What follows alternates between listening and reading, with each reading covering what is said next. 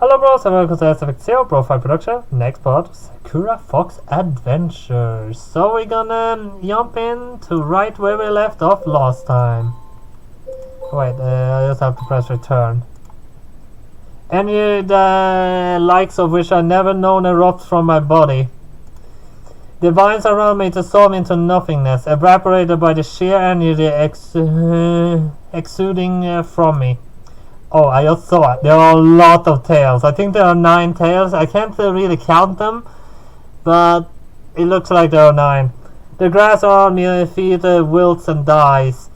Embers dance in the air. I can smell something raw and sulphuric, like a raging forest fire. I have finally regained my lost magic. My body strains beneath the force of all this power. My bones ache. My body hurts. It's a struggle simple to hold my palm upright, but still I do. Impossible. My body is no longer my body. Instead, it's a volcano. It conduits that exist only to channel magical energy put off my fingertips. My sad singular tail splits in bursts into 1, then 4, then finally 9. All kitsunes are born with 1 tail. Over time, as the magic gets stronger, they grow more tails.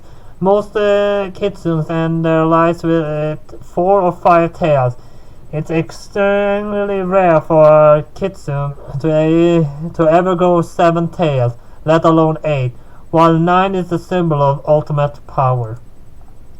My mother is the only kitsune I know that has 9 tails. But even then, she doesn't usually display her full power. Kitsunes with 9 tails are incredibly strong, but they can be unstoppable. Controlling all that raw magical energy takes a toll. So most kitsunes who obtain their 9 tail keep it sealed away. Not even my mother can withstand that burden of 9 tails on a regular basis. But now I have tails of my own. I have ascended. This can't be happening. Ohana stares back, her eyes wide. I've never seen power like this before. I always knew you had potential, but to be this powerful, you're almost like a goddess. How are you doing this, Mikoto? You're not supposed to be this strong. It's not a question of how. I just saw that Uni was in trouble and my body reacted accordingly. I'm doing this so I can save her. You mean your powers are tied up in the welfare of this human girl? But it can't be. She's unworthy of you, Mikoto. She doesn't deserve your protection. She's just a weak, puny human. I don't understand why you care for her so much. I read her now in a more extended tone, because she wouldn't be able to keep her composure before this. You wouldn't. That because you never once understood me. You say you love me, but you're selfish. You only have ever cared about your own feelings. But I'm not like you. I love Uni, and I'm willing to sacrifice everything to keep her safe. I defeat anybody who stands in my way, even if that person is you. I love you once, Ohana, but I won't make any excuses for your behavior. The only one who needs to be punished for their sins is you. Mikoto, wait. Please stop. I won't. Now prepare yourself. I won't show any mercy. A powerful burst of magic explodes from my extended palm. It slices through the air, incorporeal, but even more cutting than the sharpest knife. Sparks fly, the sky burns, the air gets hotter and hotter. Ohana tries to run, but yeah! My magic engulfs her. It tears her clothes and the ends of her pale skin hair. It knocks her off her feet. Ohana is blown backwards by the force of magic. Her body hits the ground with a loud thud. She doesn't get back up again.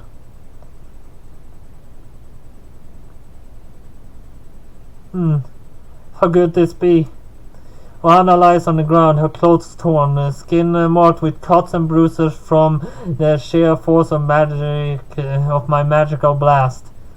The intense magical assault I bombarded her with hurt her, yes, but Ohana is many centuries older than me, and she has a few tricks up her sleeve. She was able to neutralize much of my magic attack before it hit her. She's still alive, but I don't think she has enough power to keep fighting. She looks completely drained. Mikoto, you really have changed these last 3 days. You were almost unrecognizable. Oh, you think so? That's right. Ohana winces, holding her torn clothes together with quaking hands. It looks like you finally found your resolve. I always knew you were strong, but I think you might be even stronger than Himiko. Stronger than my mom? Huh? I thought the day would come, but maybe Ohana's right. When I faced up against her, I felt an incredible surge of power running through me, from the top of my head to the tips of my fingers. It would be no exaggeration to say I never felt that way before. I wonder if my mom would be proud of me. I'm stronger than I dare to believe, but now that the threat is imminent danger has passed, most of my magic has faded. My tears have already melted away, no longer 9, but much more manageable 1. I can't feel that intense power surging through my body any longer. Maybe I don't need it. Well, that's already been defeated. I just have to wonder. Why were you unable to use your powers when I tutored you? Was there something lacking with my training? I tried so hard for your sake, but I couldn't help you. How, then, did you become so strong? I already told you. It's because I wanted to protect Uni. You mean that human girl? That's right. And speaking of which, I need to see if she's alright. I dash across the moonlit field, winding my way around the fissures of the ground and bits of broken wood. The vines which once held Uni in the deadly grip are gone, so there are the other vines that once wrapped around the stalls and immobilized the villagers. They might manage to destroy the vines, or was Ohana unable to feed them magical energy after being hit by my attack? I'm not sure, and I don't really care either. I'm too worried about Uni.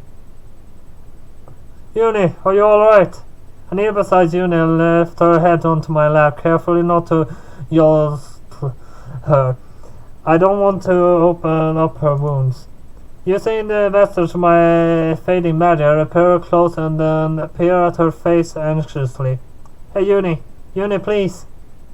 Uni stirs, her head still resting upon my tights. Her pale eyelashes tremble as she looks up at me, exhausted. Yes, but not overcome. She's still alive. Oh, Uni, thank goodness. I was starting to think you'd never open your eyes. If that happened, all this would have been for nothing. I don't know what I would have done. It's alright, Mikoto. I'll be fine. As a knight, I suffered more serious scrapes than this. Right now, I think you're the one that needs looking after. I don't follow. Now let me show you.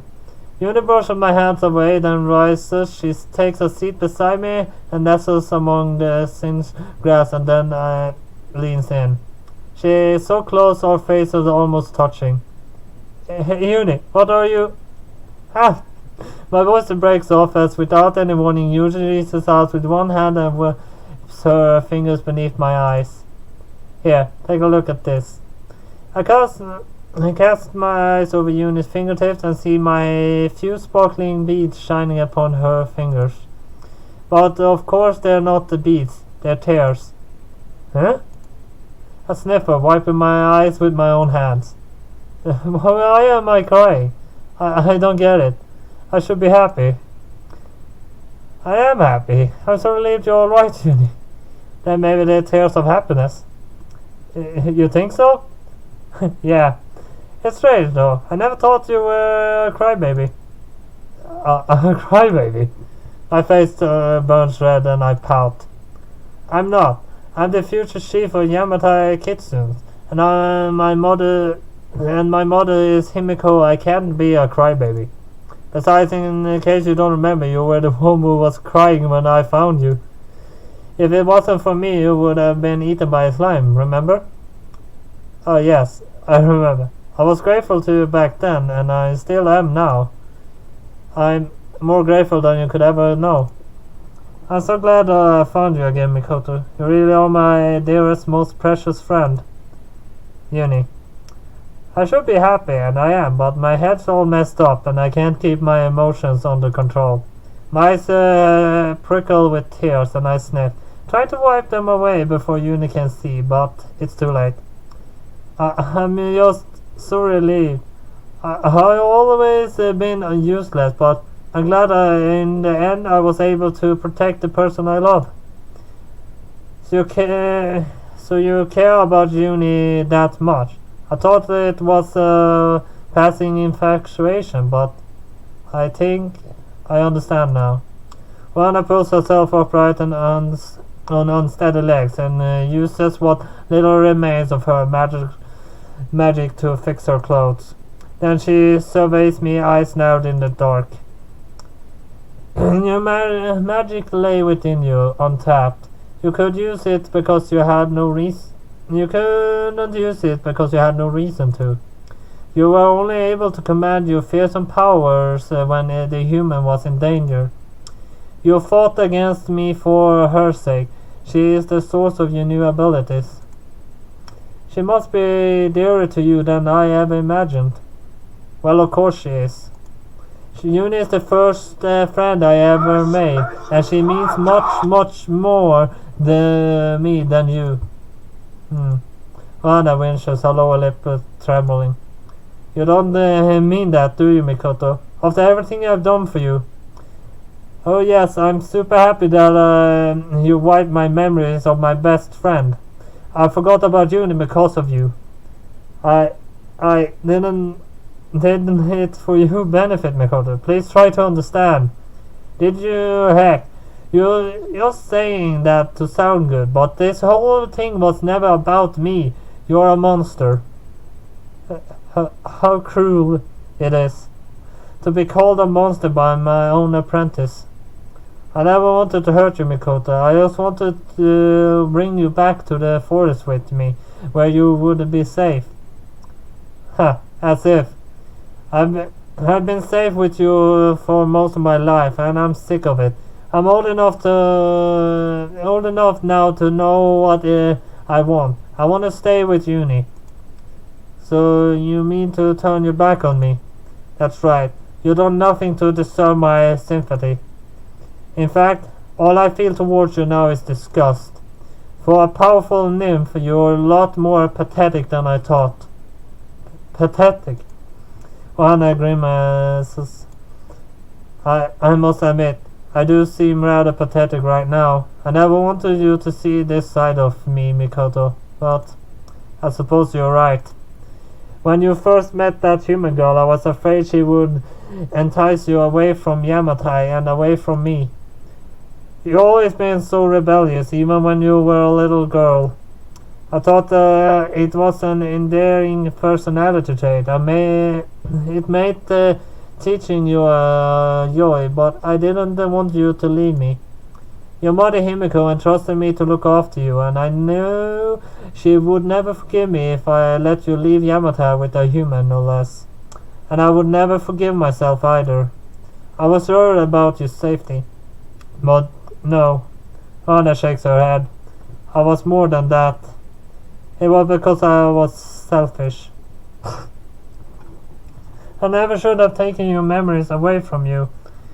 It was a pitiful, cowardly action, not befitting a nymph such as myself. I have lived many centuries, and I should have known better. I acted rashly, spurred on by my own fears, and I never paused to think about how you would feel. I am a poor excuse for a tutor. Perhaps Himiko made a mistake when she appointed me to watch over you. I have done nothing but cause you suffering, and for that I must apologize. If only there was a way to make amends for my sins. I wish there was something I could do to apologize, but I'm afraid it's too late. I just don't want you to hate me, though. I did wrong. I really do love you. I bite my lip, unsure what to say. Of course I'm angry. I trusted Johanna with my life, and she betrayed me. I thought I could rely on her, but she's just as self-serving as everybody else. I can't respect her like I used to. But do I hate her? I don't know. What should I do now?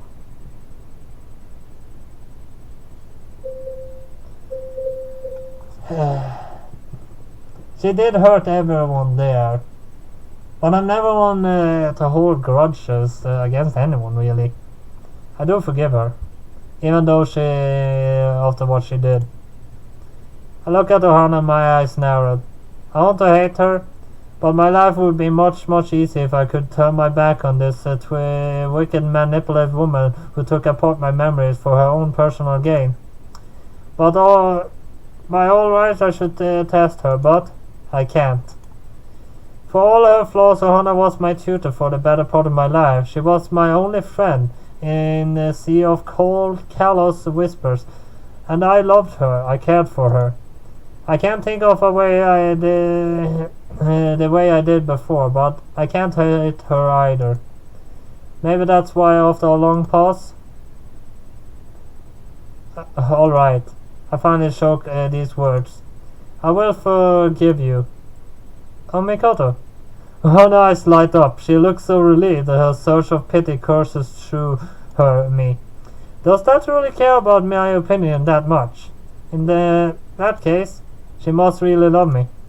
Perhaps this is the right decision after all. I'm glad I was able to forgive her, but my forgiveness comes at a cost, you know. I don't hate you, but I can't forget all the ill you did to me and Uni. You caused a lot of problems, and our relationship can't go back to the way it was before. Too many things have changed. Oh yes, you're right. I understand. I did a terrible thing. I know I can't take back my actions, but I'm still so happy. Anna sniffles, tears bathed in the corners of her eyes. Moisture slowly drips down her cheeks, shimmering in the cold moonlight. I don't care what the caveats you attach to your forgiveness. You could spit it on me or tell me eat dirt. I don't mind. It doesn't matter. I do whatever it is you want, Mikoto, if only I remain in your life. Very well, then here are my conditions. I want you to remain with Uni in Warren Village. I know now, after all that's happened, that I love her, and I want to stay with her. What? Well, Mikoto, if you stay with these humans, they will accept me. I stare at Ohana down, my eyes narrowed, fingers clenched into fists. I make them accept me. I want to show them that I mean them no harm. I think after I defeated you, it should be obvious that I have their best interest at heart. You say that now, but humans are fickle creatures. Even if they accept you, one day they may change their minds. The next you're not safe here, Mikoto. So you think I would be safe in your clutches, knowing that you can erase my memory on a whim? I raise one eyebrow, unimpressed at Hana Winchell's. Alright, that is a good point. I admit I've done little to earn your trust. It's only natural you would feel uncomfortable with me. Then in that case, though it pains me to do so, I suppose I will let you reside in this village. You can stay with that human girl. Only Anna stares at me, her hand clasped at the front in silent prayer. Please don't cut me off your life altogether.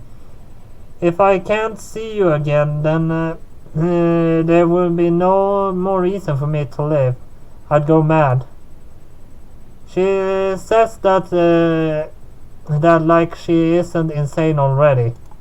Yuna winds an arm around me, her lips burst into a small pout.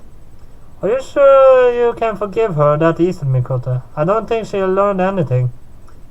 And how are you to know that, you human bitch? You only know my Mikoto for a few days, whereas I've known her my whole life. I'm far more qualified to be her partner than you. Yeah, I thought that much. That's what she was trying. But at least, bitch, it's not a bad word. It's just what you call a female dog. So they pretty much just call Uni a female dog. She called her a dog, pretty much. It's not a bad word. Think about each and every bad words that exist. They're not bad, actually. They are just people just think they're bad because they don't think the right understanding of it. I wouldn't be so certain about that. I never tried to erase Mikoto's memories. You're the one who unqualified to be with Mikoto. Why you? The two women glared at one another. Uni's arm still wrapped around mine, her bosom pushed against my arm. I can feel Uni's warmth against my skin. It suits my aging, weary body. But it does little to ease my steadily mounting headache. Forgiving on Hana is going to be an even taller order than I thought. With Uni jealousy, but I'm prepared to give this a shot. I was being stubborn, and I'm going to do my best to make this work. Please don't argue, you two.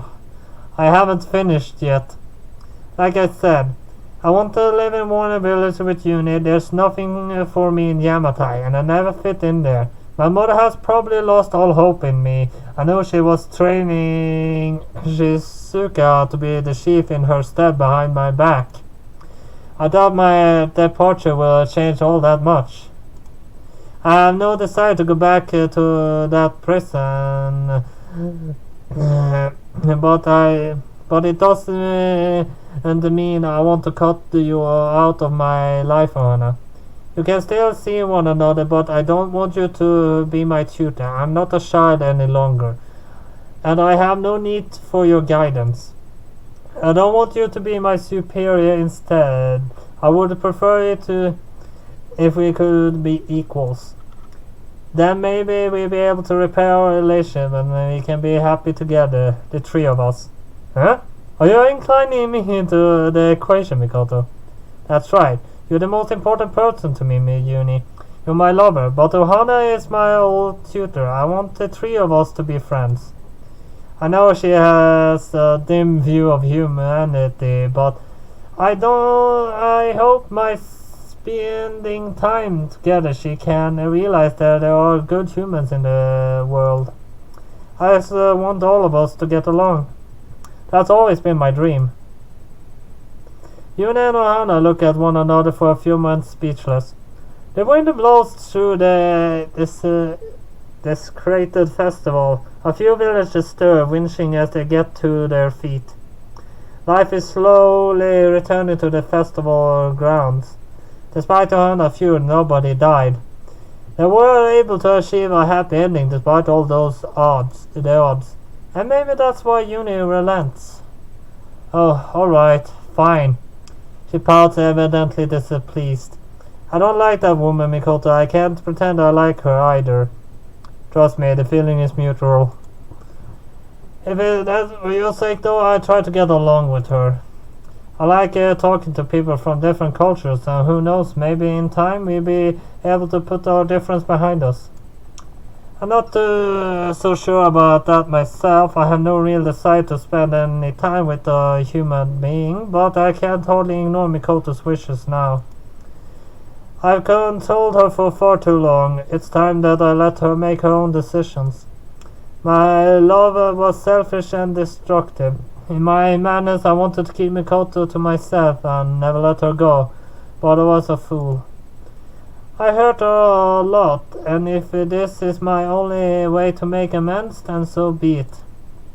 I do my best to become a better person, and I try to learn how to share. I might be hundreds of years old, but perhaps it isn't too late for me to change after all. You guys. I glance between my lover and my ex-tutor. A relieved smile on my lip. My face is flushed and I feel my eyes sting. Worked out way better than I ever hoped. I don't have to leave Ohana or Uni. With a bit of luck, the three of us can stay together. Ohana and Uni can learn to accept one another, and with both their love, I can put the past behind me. I want to move on, stronger than and more self-assured than ever before. I think that's gonna be the end, so I think I'm gonna continue reading until it ends. In that wake of all the chaos, the village chief has no choice but to thank me. He watched my fight with Ohana while ensnared by the vines, and it seems he's had a change of heart. I thought you were a monster. I was certain you meant to destroy our village and cause us harm, but now I see my prejudice was unfounded. You fought against that nymph for our sake, and you have saved us all. Thank you. From the bottom of my heart, I just hope you can forgive us. That's how this apology goes, more or less. Of course, I'm more than willing to accept. Now I can stay in Warren Village with Uni. The two of us can be happy together. But our relationship isn't exclusive to us two anymore. That's why a week after the attack of Warren Village, I find myself in a rather awkward situation. Yeah, I believe I'm gonna continue to read until it ends. I'm still not entirely happy about this arrangement, you know. It breaks my heart to share my cute Mikoto with a graceless, fleshy sack of human flesh like you. You have no right to touch her as you are. Stay back. What a pain. Uni is a heavy sight. The three of us are sitting together in a hot spring. There are hot springs in Yamatai, pretty nice ones in fact. Open 24/7, but after I ran away from home I no desire to return. There's hot springs are located near Warren Village. They're supposed to be used by humans, and I don't think Ohana super thought about this. My ex-tutor clutches me jealously. Her arm looked through mine. Her bare chest is pushed up against my arm, and her silky hair tickles my skin. Clouds of steam drift through the air. Beads of sweat shimmer on my skin, mixed with that of the water. It's hot. In fact, that might be a little too hot, especially when I'm sandwiched between the bodies of two women who love me way too much. Ohana love is scalding. And they know the look of Uni shooting her isn't helping me cool down either. I don't understand, Mikoto. How can you put up with this woman? She said she was going to try and change her ways, but I don't think she learned a thing. She just as selfish as she was when you last saw her. Well, why you wanna grind her teeth together? If I really was irredeemable selfish as you seem to think, I would never sit there and let you run your fingers over my beloved Mikoto. It's precisely because I'm trying to atone for my past crimes that I'm letting this madness unfold. It kills me inside and it makes me feel sick. But I'm doing my best to hold back. You should count yourself lucky you mean so much to my cute Mikoto, or the boil you alive. And you should count yourself lucky you and Mikoto's tutor, or I grasp my sword and slice you in twain. Oh brother. Aside the steam from the hot springs is making me feel dizzy, and the sensation of Ohana's breath against my arm sure isn't helping matters. I've wanted Ohana and Uni to get along. They're the most important people in my life, and I didn't want to turn my back on either of them. I thought if I spent more time together they would learn to become friends, but maybe I was naive. Mikoto is mine. No, she's mine. Mine. Mine. Hey you guys. I shifted the hot spring, pulled left and right by Ohana and Uni. Their arms looped with mine, their exposed bust rubbing against my slick wet skin. Ripples spread across the surface of the water. It's a cold, starry night, but the gentle breeze does little to allay my worries. I feel more anxious than ever before. If you keep pulling like that, you wrench my arm clean out of their sockets. But Hana and Yuni aren't listening to me. They're so busy trying to one-up each other, they hardly paying little old me any attention at all. I will claim Mikoto's cute darling body also for myself. No, you won't. Mikoto's body belongs to me, not you. She isn't a doll. Oh, then why are you gripping her so jealously? It's a naked of a woman. I'm holding on to her because if I don't, you try to steal her away again. Don't think I forget all the vile things you did to Mikoto. I can't forgive you for them. Even if she can, my sense of justice is too great. Or who cares about the human side of justice? You kind of all the same. Says the homicidal nymph. Homicidal? How rude. I never actually killed anybody. Wow, that was a shining achievement to add to your name. Never actually killed anybody. What a paragon of virtue you are. Why you? I float back and forth like a ragdoll. My tail shifting in the water, ears twitching. Being fawned over by one possessive, jealous woman. It's more trouble than I thought. What's a cute kitten to do? It feels like my life just got way more complicated. And that was the end.